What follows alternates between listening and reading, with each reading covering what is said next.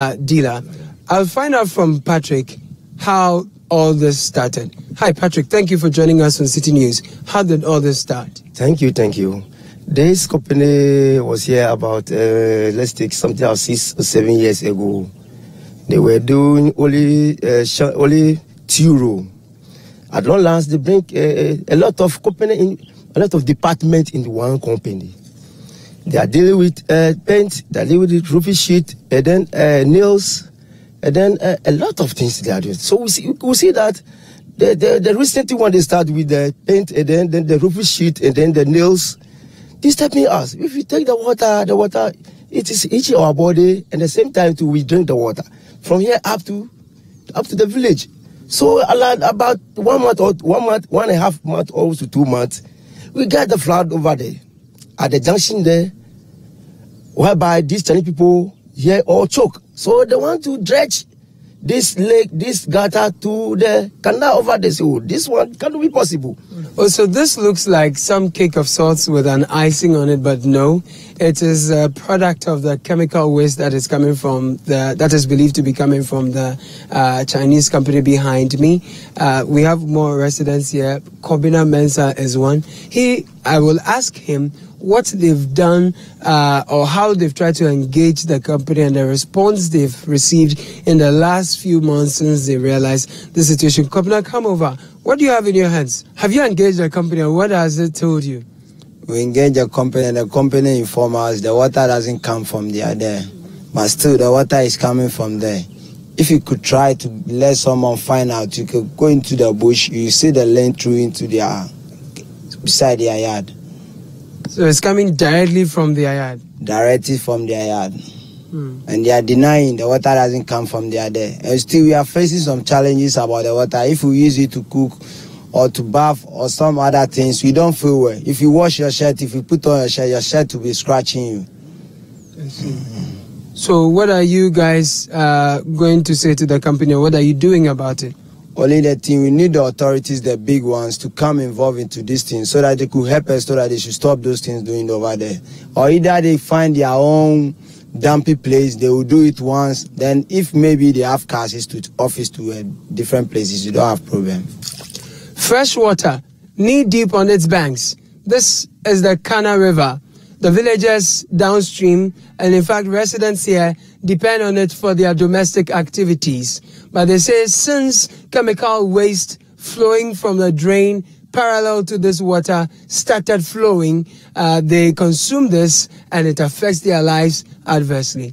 Doris is a pepper farmer, and she wants to tell me how the situation here at Esuchari is affecting her farms. Doris, and you see Ensiona chemicals, a woman, every Chinese company, a how wefu. Ne ha me fopa me de gu mekoni so a na haban na titiagu na mekoni so titiagu na yare aru best 5 months until wefu no sisi asai kra mentimi nya hwe fa ho bio enti munya bibi fa ho maye ye bre ye no munsuo ni so a na bibi agu ye ho ye di nuaduane ni so a ye kotoret sa ye nini.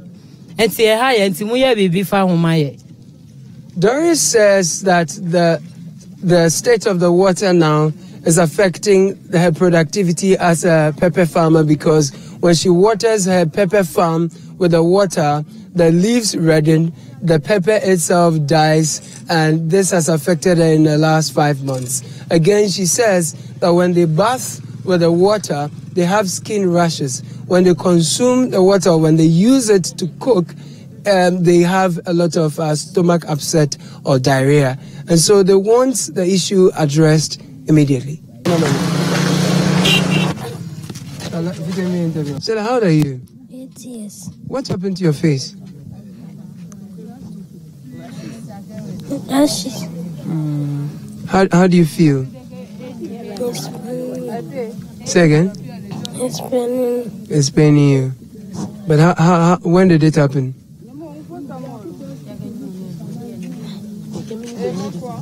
You don't know? You don't know? All right. So Stella's mom is here. I'd like to interact with her to find out from her how this rashes all came about. ai mi echi azama anyona me. Ashema nyona glakula. Viwea. Erekwi. Nkewe. Oh, nano ko va dogolan kumane.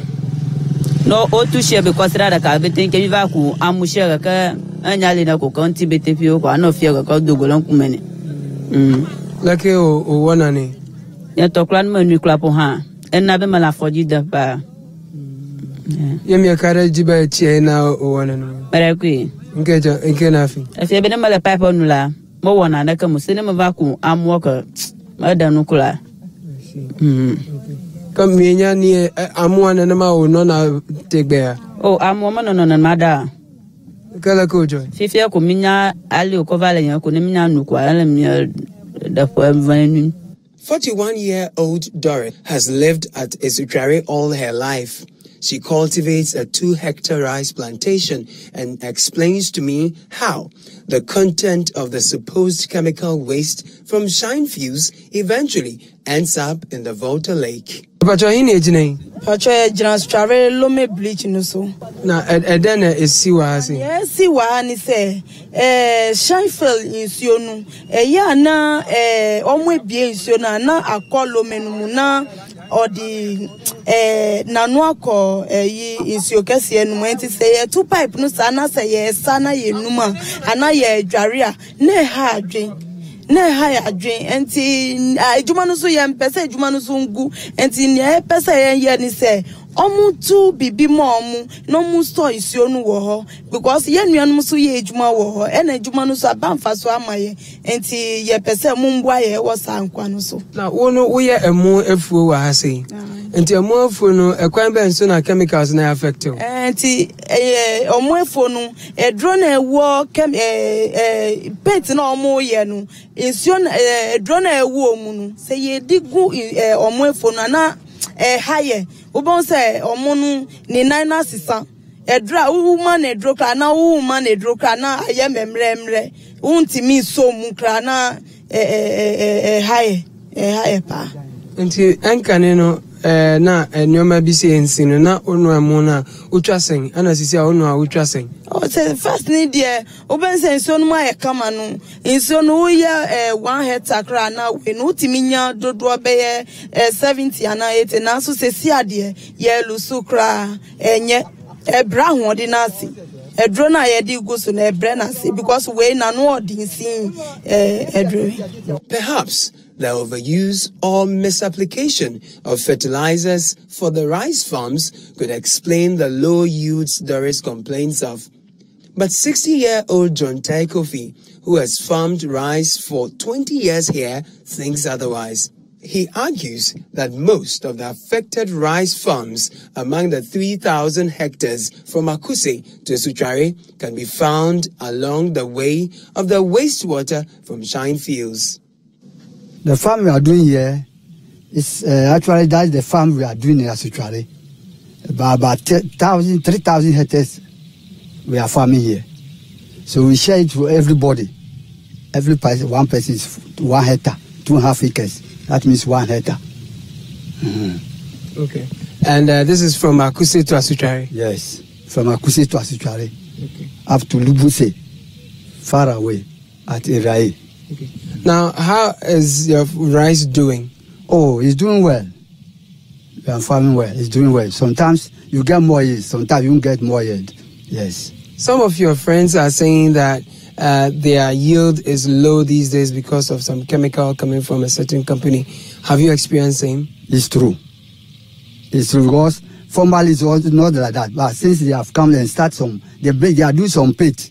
So that chemical is very, very hard. So it's affecting the rice. That's why some people are not getting more yield.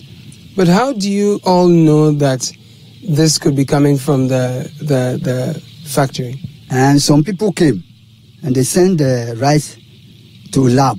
And they came and told us that the medicine is affecting the rice. Which people are these? In fact, I think they're from Tema or so. That day I wasn't in. This is blocked them, including assemblyman. Could it not be that the volume of fertilizers you're applying to the rice plantation is what is affecting you? No, that. Because we are farming not now. We are farming not now. while accepting that his company, Shine Fields, disposes wastewater as we found. Corporate Affairs Manager for Shine Fields, John Ewuku Jivenu, discredited the impact of it as narrated by the residents. We work within the EPA guidelines and they do monitoring and we dispose it according to the EPA guidelines. So can you tell us how you dispose it? For the toilet roll, we put the waste papers into a digester and it creates a sludge. Then it goes into the process. Then we have the toilet roll. Then after that, the waste goes into a treatment plant that we have installed recently, and then the water goes out. Okay. Now, some people have complained, residents have complained that the water that goes out appears to have some chemical components that is affecting their daily activities. Are you aware of this? We've heard that thing. It's part of the fear-mongering that some people have actually embarked on. You know, when you go, the people that you've met, you try to profile those people. They don't have any understanding about industrial processes. They are not educated, and they believe in myth. You understand me? They are local people who believe in myths, and they don't understand all these things. So they create a lot of problems. Fear-mongering, fear. They are basically fear-mongers, and people come and see that we have not contributed to any environmental degradation because we rather help to clean up the environment. We mop up the waste within the system and use it as a final product and create jobs along the line. If you look at the value chain, then you can appreciate the jobs that we have created for Ghanaians. We saw the water that comes out of the company. You've dredged some drains to bring it out.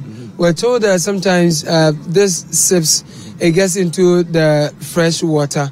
And then for those who consume the water, we also saw some of the residents have skin rashes, and then some of them also say that it's affecting their rice farms. There's no foundation for that. You must have a medical report to indicate that the water that we discharge from our system. And that's why I said fear-mongering. It has never happened. And there are people who are against us. And those are prophets of doom. They don't like development. And you know, in every town or village, you find people like that. And if you check their background, they have never contributed to any development within the area. I can vouch for that. Esutrare's potential as a breadbasket is undisputable. Its attractiveness to factories and the potential to create jobs for locals and raise revenue for the district assembly is not in doubt. It is, however, left to the government and its agencies to keep a closer eye on all companies in the district and ensure compliance with sustainable production as captured in Sustainable Development Goal SDG 12, which says responsible consumption and production. Caleb Kuda, Citi News, Esutrare Shire Osudoku District, Greater Accra. Now, following Citi News' reportage on the frequent land guard attacks at Bichile in the Konkatamanso municipality in Tema, the police has broken its silence on the matter.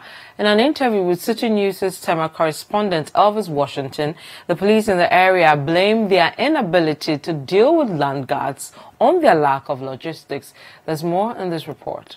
Activities of land guards in recent times have gained notoriety within some 4 districts. These are the Tema Metropolis, Katamanso District, Sai Osudoku District, and the Ningo Pram District. Developers in these areas continue to suffer in the hands of these land guards who protect lands in these areas for their paymasters. The action of these guards, who in most cases wield dangerous weapons such as machete and guns, have deterred some developers from furthering their projects. On a visit to one of such sites in Bichile, one could clearly see some concrete and mortar that have been mixed to be used for work but have been left to go waste. Some buildings and fence walls have all been pulled down. A one-story building at the site was also set ablaze. All these, I am told, are as a result of land guard activities here. Padmore is a resident here at Bichile.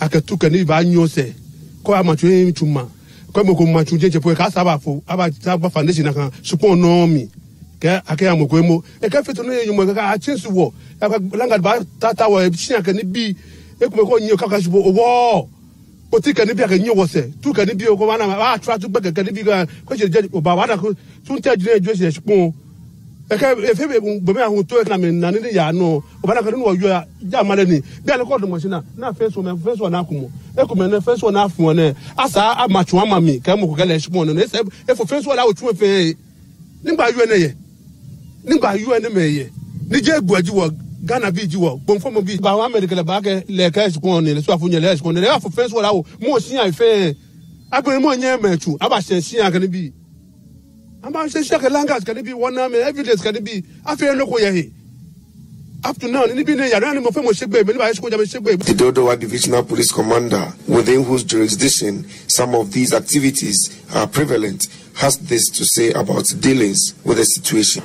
We are relatively new here. When we came here, we came to meet land issues.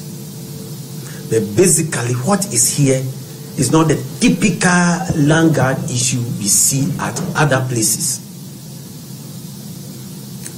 This place is more of families, and more especially between Shais and Ningus. That has been the issue here. That typical rude land guard issues are not here. But we have policemen armed. The only problem is that we have vehicles, but we don't have enough, considering the area, the vast land that we are covering, all the way to Afienya, sharing boundary with Somenya, Oyibi. So if you have 2 cars, for instance, monitoring such a vast area all the way to Suchari Junction, when something is happening here, before maybe you get there, some disaster might have happened. So I would say we are on the ground. Yes. Superintendent Charles Isiamaeje is the Afienya District Police Commander, and here is his take on the matter. As for land guard issues, because Afienya District, most of the areas are now developing. There are virgin lands, so we have pockets of land guard issues, but it is not as prevalent as it used to be. Apart from that, through the initiative of MUSEC from Katamanso District Assemblies, the Bechele issue is an issue that the MUSEC has taken cognizance of, and as a result, the parties to the land disputes have been invited, and they are going through processes for an amicable settlement, and very soon there will be an amicable settlement, and the resort to land gas to claim ownership of lands will be a thing of the past in Bechele.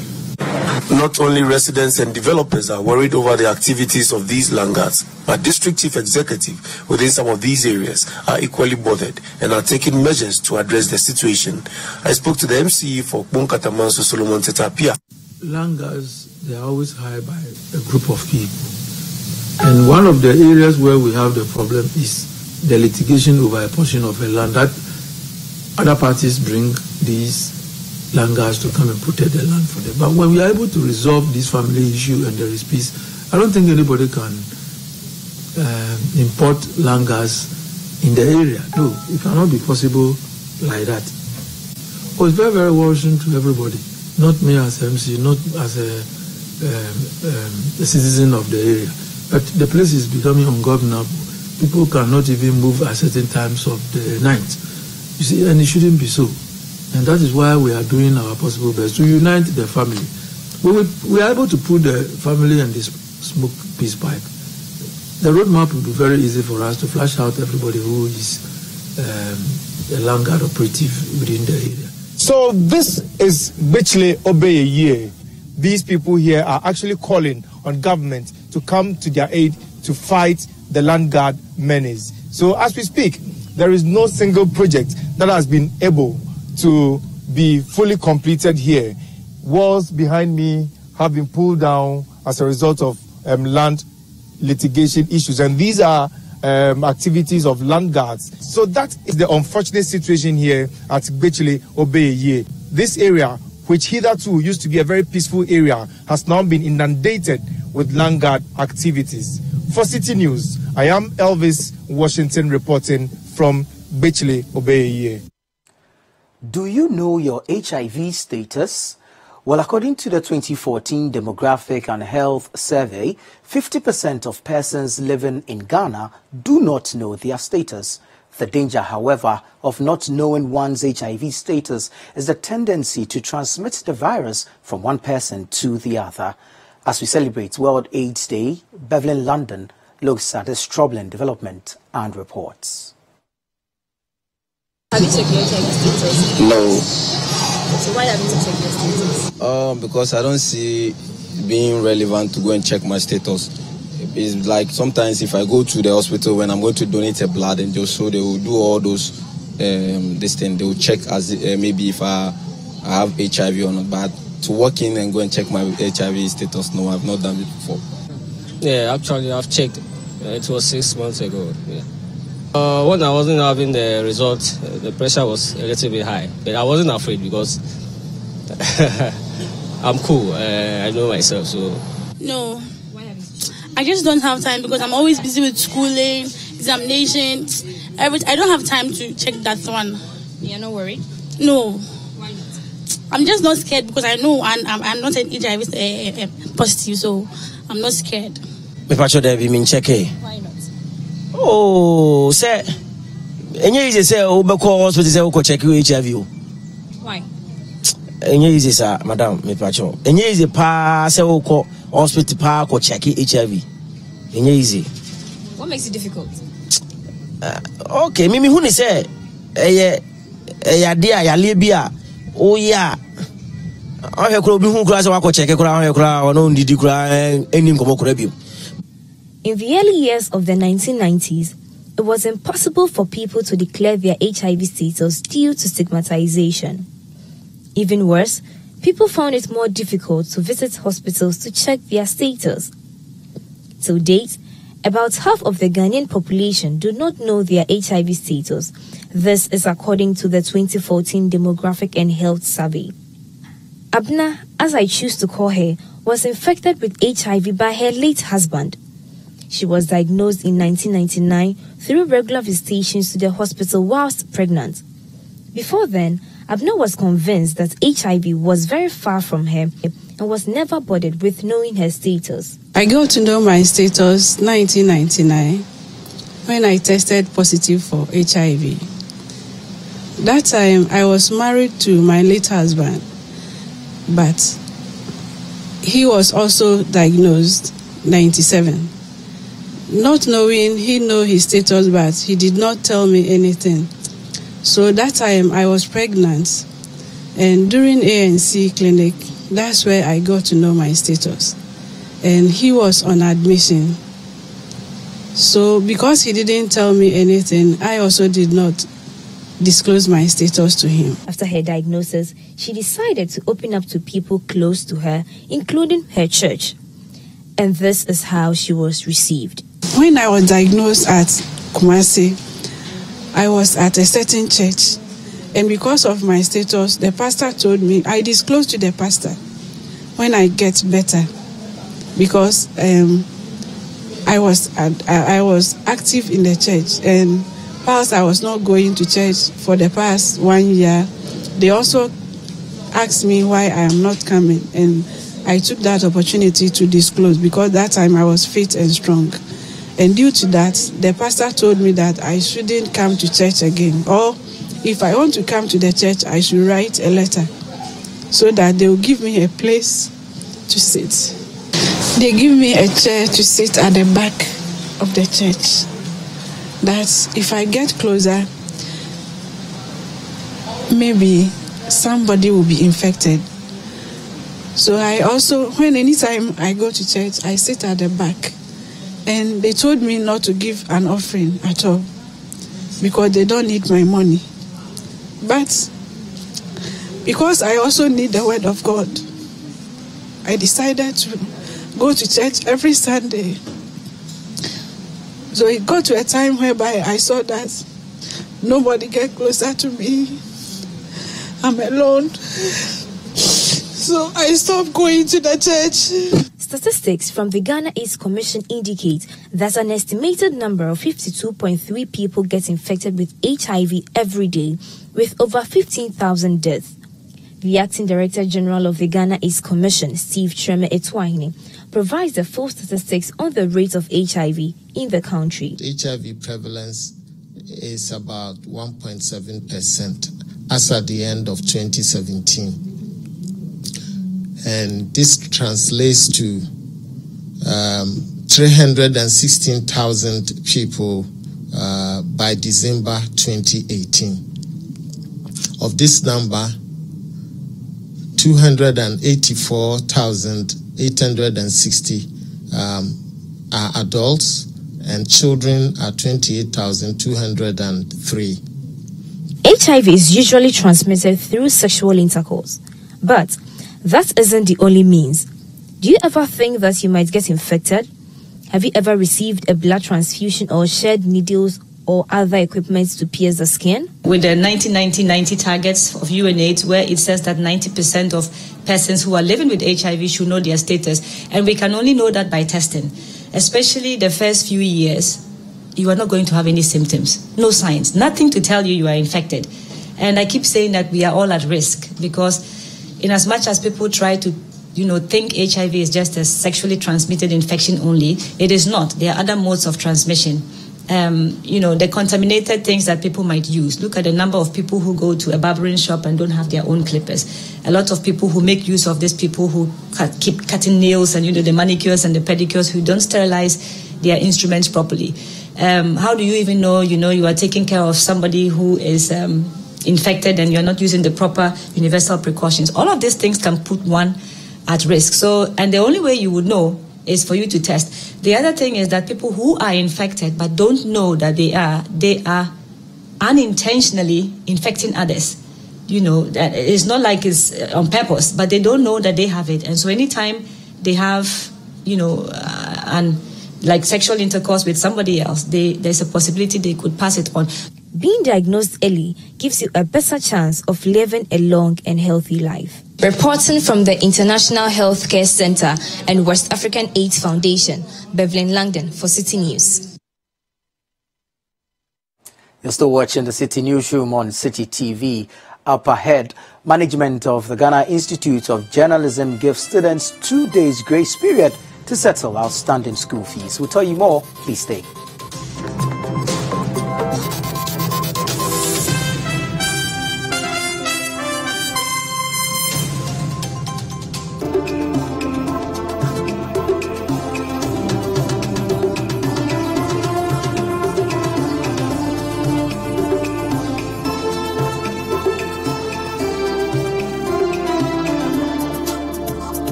RMG Ghana wishes all Ghanaian farmers a happy Farmers Day.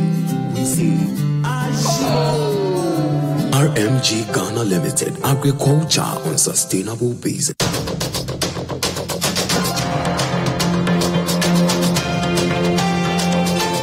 Tune in to The Point of View, Mondays and Wednesdays at 9 p.m. as Bernard Avlet takes the news further. He will bring the right guests, ask them the relevant questions, and get you the real insights you need on the big stories for the day. What the government did then was to first amend the University of Ghana Act to give the president the power to appoint council again. Great. But when they did that, they left out K University. Why? Yeah. They left out UCC, they left out UDS. Yes. Now, the KNUST one is even funnier because when they removed appointed by the PNDC from the opening clause, they still left in three other people, appointed by whom? The Point of View with Bernard Avle, Monday and Wednesday nights, only on Citi TV.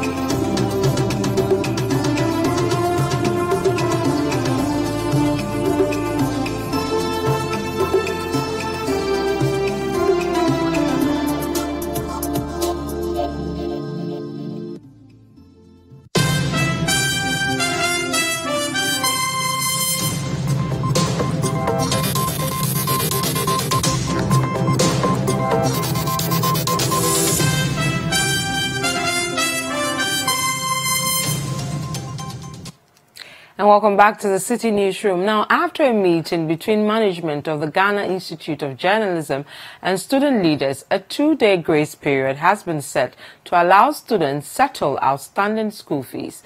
Now, students on Sunday protested against the university's decision not to allow those who have not met the minimum fee payment requirement to take the end-of-semester exams. There's more in this report. After months of preparations for their end-of-semester examination, some students of the Ghana Institute of Journalism were denied access to write the exams.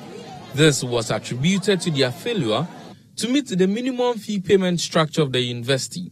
Per the university's rules, first-year students are expected to make a minimum payment of 80% of their academic fees in the first semester and the remaining 20% in the second semester, while continuing students are expected to pay a minimum of 60% and 40% in the first and second semesters respectively.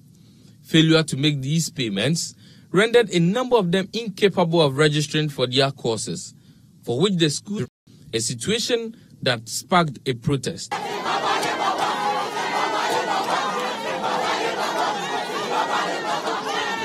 This subsequently led to the cancellation of some examination papers of the students.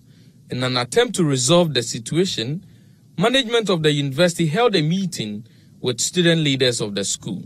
After deliberations, Rector of GIJ Professor Kwabena Kwansa Edu revealed management's intention to reopen the online registration platform for students to register. Hereby encourage students to take advantage of this intervention and duly register for their examinations, which continue as scheduled by the timetable. Meanwhile, we want to state also that media reportage that claims that there is a policy that requires students to make full payments before registering is inaccurate and should be discarded. We have never, ever maintained that students should pay 100% of their fees before they get registered. It has never been the policy. And the system, when it was open, would allow you to register as soon as you paid 60% for a continuing student, 70% for a postgraduate student, and 80% for a new undergraduate student. He is also adamant in allowing students who fail to pay the required fees to sit for the exam. And we want to say, please, while the window is open, students should take advantage of this. If they have any issues, seek help, not to wait until the window closes and then start seeking help or start talking about it. Let's pick the reactions of the SRC on the decisions that have come out as a result of this meeting. Mr. Emmanuel Kumar, thank you and welcome to Citi Newsroom. Thank you for having me. So what was the outcome of this particular meeting? Yeah, well, we started our meeting around 7:30 a.m. where after everything we had a resolution that students who had not been able to register due to non-payment of fees have the opportunity from now to Wednesday to pay up and then do the registration. For those students who had missed some papers early on because they had not been able to pay up, would have the opportunity to write those papers next semester. For the paper that was called off yesterday, will be rescheduled and written, I think, on the 16th of this month. And so we encouraged all students, to try and then register within the period that has been granted. Is the SRC satisfied with these decisions? Well, I must say that, we don't go into negotiations with an entrenched position, but to a large extent, I believe that it's a relief resort, and that has been granted, and so we have very little complaints to make. But what are they saying about students who have not paid their fees, because there are a number of them who are still struggling to meet the minimum fee payment structure? What is the university saying about that? So the university is saying that for students who will still not be able to meet a deadline to pay, what that means is that next they would have the chance to, they still have from now to next semester to pay up and then register for the special exams that will be organized for those who missed the various exams that has been written or that they've missed already. Following a meeting held between management of the university and the student leadership of the Ghana Institute of Journalism, management has decided to reopen the portal for registration and also for the payment of fees. Now let's get to find out what the students make of this particular issue. And I've been joined by one student. Hello and welcome to the Citi Newsroom. What's your name? Thank you. My name is Enima. Now, what do you make of the decisions taken by management? Well, one way or the other, it's not really favorable, because those of us who couldn't sit for the exams last Sunday, we have to take a resit. And with the resit, there's no assessment for you. So it means you are going to fight for 100% marks. Whatever that you've done during the semester is now zero. There's nothing that can be done for you to gain extra marks since you've worked in vain. And you have to take a receipt paper for a 50 cedis, which, to be frank with you, for me, I can't afford it. So I don't think that the receipt thing is a good way of allowing we that we couldn't sit for the Sunday paper. Yes, it is not the best way for us. At least they could have rescheduled a day for us to take our paper. We've not done anything wrong. Just reschedule a day for us to take the paper that we weren't able to do. Yes. No, so you're expecting them to reschedule a date with different questions or whatsoever, but they should make you retake the paper this particular semester and not as a reset. Yes, they should fix a day that would be favorable for we the students for us to reset that particular course. Does this affect every student? I mean, for this decision they've taken, there are those who genuinely perhaps still cannot make the minimum payment. In your view, is the resolution taken by management good enough? No, it is not good enough, because those who couldn't pay, they've just been given a 3 days, I think a 3 days or so to find money. Where are they going to find the money? If they had other sources to fund for their exams fee, they could have done it. But this one, you're giving them 3 days. Where do you expect them to get that money from in this limited time that you've given them? No, these requirements are requirements that exist already. They are minimum fee payment requirements that exist in the university. They exist in other universities. Is it the case that students of JIJ didn't know of these requirements? Okay, during the previous administration, that's the GISA administration, during his time, we had special case for such students that they would sit for the paper, but they wouldn't see their results when it's been released. But this is the case whereby those people didn't know that in this semester it's not going to happen. So that is it. They had, they had some kind of hopes that, definitely, if we don't even pay or we pay late, our results will be withheld. So we are done with the payment. Yes. So you think that status quo should have been maintained? Yes, it should have been maintained because we are all going through some kind of financial challenges. For now, we are all going through financial challenges. Now, what do you make of the SRC's attempt to solve this problem? Do you think that the SRC has been with students? No, the SRC, they've not been with students, and we are highly disappointed because we voted for them to speak on behalf of the students. And here lies the case. They've not said anything. We've not heard them. Actually, we don't want to hear them. We want them to take actions on behalf of us. But here lies the case. They take command from management and they give to us, and they don't do the same with us. Instead of them, they could have taken what we are going through, our suggestions, and then give it to management. But this time it is just like a one-way flow from management to students, always from management to students. We don't want that, and the SRC must do something about it. Thank you very much for your time on Citi Newsroom. So you had a student of the GIJ who is expressing concern about the outcome of that particular meeting. She is not convinced and not satisfied with the results of that particular meeting. Even though the university management is trying as much as possible to find a solution to this particular problem, look like the situation goes beyond students meeting the minimum payment requirement, because there are those who seem to have problems with the payment portal for the Ghana Institute of Journalism, and I've been joined by one student who is affected. Thank you very much for joining us on Citi Newsroom. Can you help us with your name? I'm Mahama Osman Banna, every 400 students.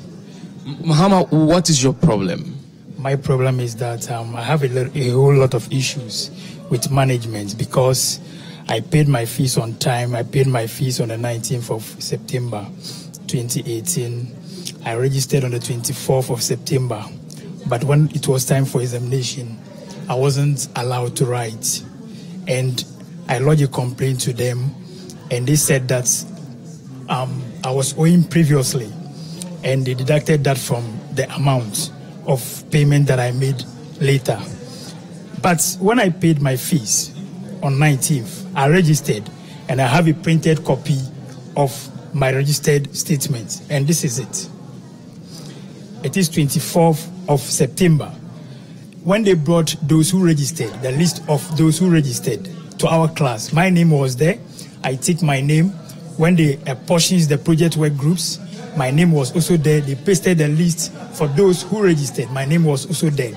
But I don't understand why they denied me from writing the exams. Even though they've negotiated with SRC saying that they will open the portal for 3 days, allow those who couldn't make the payment to pay. I still have reservations with them, and my reservations are that this semester, the course that I missed, I have assessment marks that I should have added to the paper that they wrote if I had written it. So now if I'm going to receipt for that paper, and mind you, I didn't fill the paper. And receipt means maybe you fill the paper.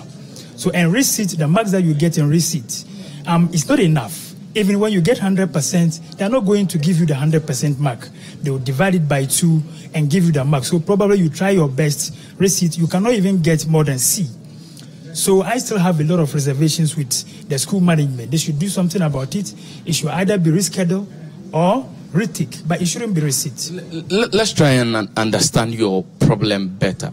So for you, you had paid your fees in full, and it wasn't that you even paid the minimum. So you paid the fees for the first semester in full, and then at the end of the day, you were denied from writing exams because you owed in the previous year or years. Did you know that you owed the university? Actually, what I do know is that when you owe the university and you want to open the portal, you will be unable to access the portal because you are owing. The system will alert you that you are owing. But in my situation, I paid 2,010 cedis, which is more than the required percentage that they told us to pay. They said you should pay at least 60% of the fees. And when I made the payment and opened the portal indicated that I paid 76% of the fees. And later, according to them, they said that they updated their system and they realized that I was owing initially and they made a deduction. But on the day that I came to write the exams, and they said I was owing. I asked the finance officer, and he said that I only paid 51% of the fees. I quickly went to the bank and did a top-up, and it became 60%. I came back to them. By then, my colleagues were still having 1 hour, 10 minutes to the end of the paper. I pleaded with them to allow me to go and join my colleagues. They denied me. They said they would not allow me to write. They said the directive was from the rector. And in fact, I want to make something clear. If they make a mistake by not alerting me from their portal that I was owing them, it's their sin. Their sins should not be visited on me as a student. It is them who are, managing the system. Management has opened the online platform for registration for students of the Ghana Institute of Journalism. Most of these students are, however, not satisfied about the resolution from this particular meeting, and they are calling for management to look at the other important matters. The SRC, on their part, seems satisfied about their negotiations with management of the university. Reporting for Citi News, Hansen Ajeman. Let's now do some politics. And while other hopefuls have petitioned the National Democratic Congress's Council of Elders to review downwards the cost of filing fees for the party's flag-bearer race, former President John Mahama has picked his nomination form. The form was picked on his behalf at the party headquarters in Accra today by supporters from the Asawase constituency in the Ashanti region who bore the cost of the form. The group explained that their gesture was to fulfill a promise they made to the flag-bearer hopeful during his Ashanti regional tour. The former Asokori Mampon MC Alhaji Nuruddin Hamid led the group. Last week, His Excellency John Dramani Mahama did a campaign tour of the Ashanti region, and he visited Asawase. He spoke to the people of Asawase, and he managed to convince us. So based on what he told us, we promised that when the nomination is out, we would contribute and pay for the nomination fee. Last week, the National Executive Committee came up with the nomination fee, and today we are here to just fulfill the promise that we made to His Excellency John Dramani Mahama by paying to take the nomination fee for him. He was, however, not able to disclose the number of people and the amount each paid. People from Asawase constituency, people who are politically active like myself and others, I will not be able to mention their names because I don't have their permission. We paid as individuals contributing together from. I will not be able to tell you because I don't have their permission now. I can say for me, I have also contributed, but I will not be able to do that to tell you how much everybody contributed. Speaking on a petition by some flag-bearer aspirants for a downward review of the 420,000 fee, the General Secretary of the NDC indicated that the National Executive Committee of the party is yet to receive any such notice. 8 of the 12 persons aspiring for the flag-bearer position of the party have decided to boycott the picking of nomination forms. They have also petitioned the National Council of Elders of the party under the chairmanship of the founder, former President Jerry John Rawlings, to intervene to prevent irreparable harm to the party. Mr. Johnson Asiedu again defended the amount, saying if they are able to get an alternative source of funding, they may take a second look at the figure. We paid a courtesy call on him and introduced the new executives to him. And in the discussions, he raised issues about the filing fees. And we took time to explain to him the basis for the computation of the filing fees. He said he hoped if something could be done about it. We figured out and we realized that the basis of the computation is still valid, and the only way we can do something about it is for us to raise money from some other source so that it can compensate for. Still on the NDC, and its flag bearer hopeful John Mahama may soon be able to pay the 400,000 Ghana cedis filing fee demanded by the party before it's officially allowed to contest, with his camp calling on its well-wishers and foot soldiers to help raise the funds. Today, it received a response as hundreds of them showed up at his office to donate. Niamama has more. Dozens of John Mahama supporters on Monday thronged his office at cantonments to contribute money towards raising his 420,000 Ghana cedis nomination and filing fees. This has become necessary after his campaign team called for donations from followers to cover what many have described as an outrageous amount for a party's flag bearership race. At the time of our visit, 124 foot soldiers had already contributed monies worth between 1 and 10 Ghana cedis to the tune of 683 cedis. A majority of these foot soldiers, we understand, were from the Lojokuku, La Dadekotopong, and Odododio constituencies. His office has also confirmed that it has received up to 1,000 cedis from 500 supporters via the campaign's mobile money number since it was announced. This supporter, Franklin Day, is here to donate 1,000 cedis. He refused to speak on camera. I just believe in JM, so I decided to support his vision. So how much did you do? 1,000 cedis. From the pocket? From my pocket. Even without my 1,000, JM is winning hands down. Because I'm a branch chairman and a ward coordinator, and I'm on the ground, and we are working for JM. They should believe in JM and his vision, and Ghana will be a better place for all of us. The office is, however, hopeful that more funds will flow in from supporters before the week ends. That's it for today's edition of the Citi Newsroom. Log on to our website, citinewsroom.com, to get more stories.